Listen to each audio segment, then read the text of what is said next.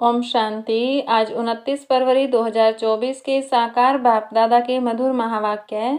बाबा ने कहा, मीठे बच्चे, माया दुश्मन तुम्हारे सामने है, इसलिए अपनी बहुत बहुत संभाल करनी है। अगर चलते चलते माया में फंस गए तो अपनी तकदीर को लकीर लगा देंगे। प्रश्न, तुम राजयोगी बच्चों का मुख्य कर्तव्य क्या है? उत्तर, पढ़ना और पढ़ाना, यही तुम्हारा मुख्य कर्तव्य है। तुम हो ईश्वरीय मत पर, तुम्हें कोई जंगल में नहीं जाना है। घर गृहस्थ में रहते शांति में बैठ बाप को याद करना है। अल्लफ और बे, इन्हीं दो शब्दों में तुम्हारी सारी पढ़ाई आ जाती है। ओम शांति।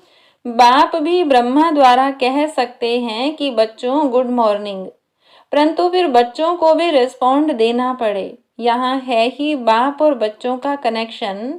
नए जो हैं जब तक पक्के हो जाएं कुछ न कुछ पूछते रहेंगे। यह तो पढ़ाई है। भगवानुवाच भी लिखा है, भगवान है निराकार, यह बाबा अच्छी रीति पक्का कराते हैं, किसको भी समझाने के लिए, क्योंकि उस तरफ है माया का जोर। यहाँ तो वह बात नहीं है। बाप तो समझते हैं जिन्होंने कल्प पहले वर्षा लिया है वह आपे ही आ जाएंगे। ऐसे नहीं कि फलाना चला न जाए, इनको पकड़ें, चला जाए तो चला जाए। यहाँ तो जीते जी मरने की बात है। बाप एडॉप्ट करते हैं, एडॉप्ट किया ही जाता है कुछ वर्षा देने के लिए। बच्चे माँ बाप के पास आते ही हैं वर्षे की लालच पर। साहूकार का बच्चा कभी गरीब के पास एडॉप्ट होगा क्या? इतना धन दौलत आदि सब छोड़ कैसे जाएंगे? एडॉप्ट करते हैं साहूकार। अभी तुम जानते हो बाबा हमको स्वर्ग की बादशाही देते हैं, क्यों न उनका बनेंगे। हर एक बात में लालच तो रहती है। जितना बहुत पढ़ेंगे उतनी बड़ी लालच होगी। तुम भी जानते हो बाप ने हमको एडॉप्ट किया है बेहद का वर्षा देने। बाप भी कहते हैं तुम सबको हम फिर से 5000 वर्ष पहले मुआफिक एडॉप्ट करते हैं। तुम भी कहते हो बाबा हम आपके हैं, 5000 वर्ष पहले भी आपके बने थे। तुम प्रैक्टिकल में कितने ब्रह्मा कुमार कुमारियां हो। प्रजापिता भी तो नामी ग्रामी है। जब तक शूद्र से ब्राह्मण न बने तो देवता बन न सके। तुम बच्चों की बुद्धि में अब यह चक्र फिरता रहता है। हम शूद्र थे, अभी ब्राह्मण बने हैं, फिर देवता बनना है। सतयुग में हम राज्य करेंगे तो इस पुरानी दुनिया का विनाश जरूर होना है। पूरा निश्चय नहीं बैठता है तो फिर चले जाते हैं। कई कच्चे हैं जो गिर जाते हैं। यह भी ड्रामा में नूंद है। माया दुश्मन सामने खड़ी है तो वह अपनी तरफ खींच लेती है। बाप घड़ी घड़ी पक्का कराते हैं, माया में फंस नहीं पड़ना, नहीं तो अपनी तकदीर को लकीर लगा देंगे। बाप ही पूछ सकते हैं कि आगे कब मिले हो, और कोई को पूछने का अकल आएगा ही नहीं। बाप कहते हैं मुझे भी फिर से गीता सुनाने आना पड़े, आकर रावण की जेल से छुड़ाना पड़े। बेहद का बाप बेहद की बात समझाते हैं। अभी रावण का राज्य है, पतित राज्य है, जो आधा कल्प से शुरू हुआ है। रावण को 10 शीश दिखाते हैं, विष्णु को 4 भुजा दिखाते हैं। ऐसे कोई मनुष्य होता नहीं। यह तो प्रवृत्ति मार्ग दिखाया जाता है। यह है एम ऑब्जेक्ट, विष्णु द्वारा पालना। विष्णुपुरी को कृष्णपुरी भी कहते हैं। श्री कृष्ण को तो 2 बाहें ही दिखाएंगे ना। मनुष्य तो कुछ भी समझते नहीं हैं। बाप हर एक बात समझाते हैं। वह सब है भक्ति मार्ग। अभी तुमको ज्ञान है, तुम्हारी एम ऑब्जेक्ट ही है नर से नारायण बनने की। यह गीता पाठशाला है ही जीवन मुक्ति प्राप्त करने के लिए। ब्राह्मण तो जरूर चाहिए। यह है रुद्र ज्ञान यज्ञ। शिव को रुद्र भी कहते हैं। अब बाप पूछते हैं ज्ञान यज्ञ श्री कृष्ण का है या शिव का है? शिव को परमात्मा ही कहते हैं, शंकर को देवता कहते हैं। उन्होंने फिर शिव और शंकर को इकट्ठा कर दिया है। अब बाप कहते हैं हमने इनमें प्रवेश किया है। तुम बच्चे कहते हो बाप दादा, वह कहते हैं शिव शंकर। ज्ञान सागर तो है ही एक। अभी तुम जानते हो ब्रह्मा सो विष्णु बनते हैं ज्ञान से। चित्र भी बरोबर बनाते हैं। विष्णु की नाभि से ब्रह्मा निकला, इसका अर्थ भी कोई समझ नहीं सकते।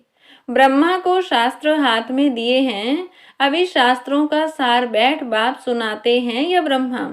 यह भी मास्टर ज्ञान सागर बनते हैं।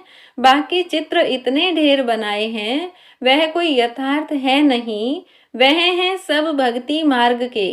मनुष्य कोई 8-10 भुजा वाले होते नहीं, यह तो सिर्फ प्रवृत्ति मार्ग दिखाया है।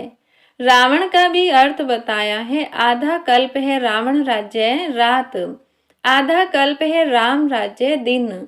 बाप हर एक बात समझाते हैं। तुम सब एक बाप के बच्चे हो।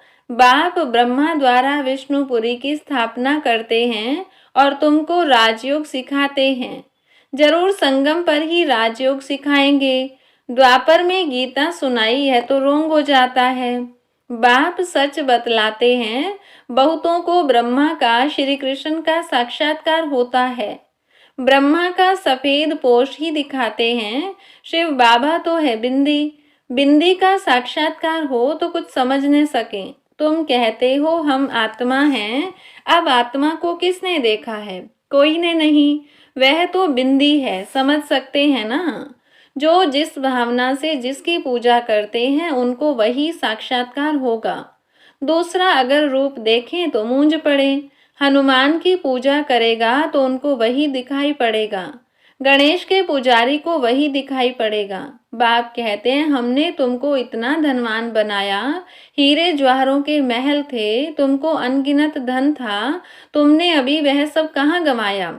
अभी तुम कंगाल बन गए हो, भीख मांग रहे हो। बाप तो कह सकते हैं ना, अभी तुम बच्चे समझते हो, बाप आए हैं, हम फिर से विश्व का मालिक बनते हैं।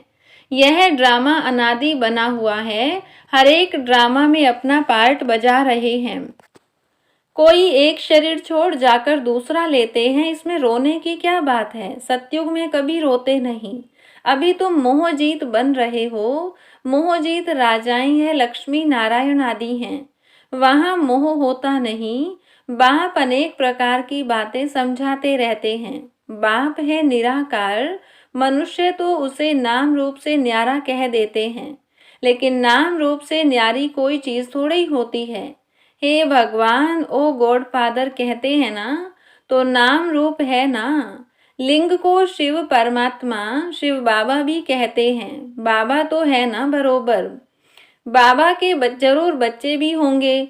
निराकार को निराकार आत्मा ही बाबा कहती है। मंदिर में जाएंगे तो उनको कहेंगे शिव बाबा, फिर घर में आकर बाप को भी कहते हैं बाबा। अर्थ तो समझते नहीं, हम उनको शिव बाबा क्यों कहते हैं? बाप बड़े ते बड़ी पढ़ाई 2 अक्षर में पढ़ाते हैं, अल्लफ और बे। अल्लफ को याद करो तो बे बादशाही तुम्हारी है। यह बड़ा भारी इम्तिहान है। मनुष्य बड़ा इम्तिहान पास करते हैं तो पहले वाली पढ़ाई कोई याद थोड़ी रहती है। पढ़ते पढ़ते आखरीन तंत मन सार बुद्धि में आ जाता है। यह भी ऐसे है, तुम पढ़ते आए हो, अंत में फिर बाप कहते हैं मन मना भव, तो देह का अभिमान टूट जाएगा। यह मन मनाभव की आदत पड़ी होगी तो पिछाड़ी में भी बाप और वर्षा याद रहेगा। मुख्य है ही यह, कितना सहज है। उस पढ़ाई में भी अभी तो पता नहीं क्या क्या पढ़ते हैं। जैसे राजा वैसे वह अपनी रस्म चलाते हैं। आगे मण शेर पाव का हिसाब चलता था, अभी तो किलो आदि क्या क्या निकल पड़ा है। कितने अलग अलग प्रांत हो गए हैं। दिल्ली में जो चीज़ 1 रुपया शेर, बॉम्बे में मिलेगी 2 रुपया शेर, क्योंकि प्रांत अलग अलग हैं। हर एक समझते हैं हम अपने प्रांत को भूख थोड़े मारेंगे।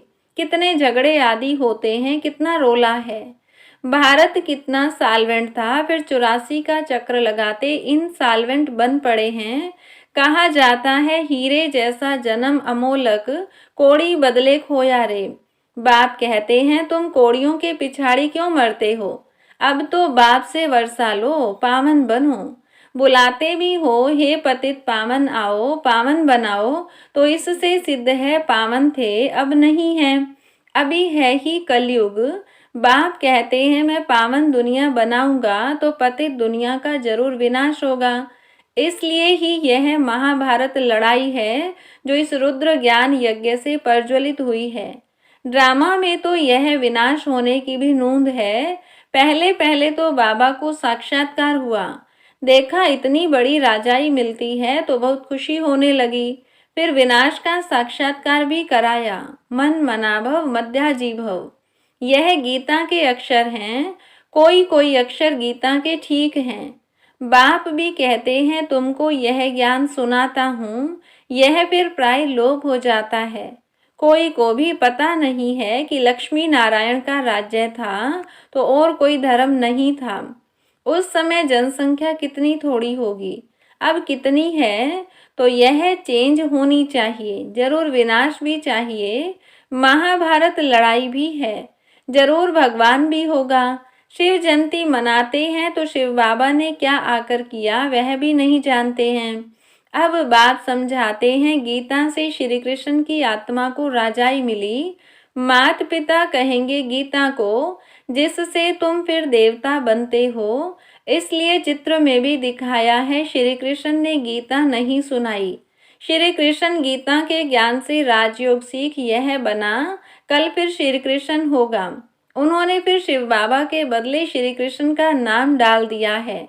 तो बाप समझाते हैं यह तो अपने अंदर पक्का निश्चय कर लो, कोई उल्टी सुल्टी बात सुनाकर तुम्हें गिरा न दे। बहुत बातें पूछते हैं, विकार बिगड़ सृष्टि कैसे चलेगी, यह कैसे होगा।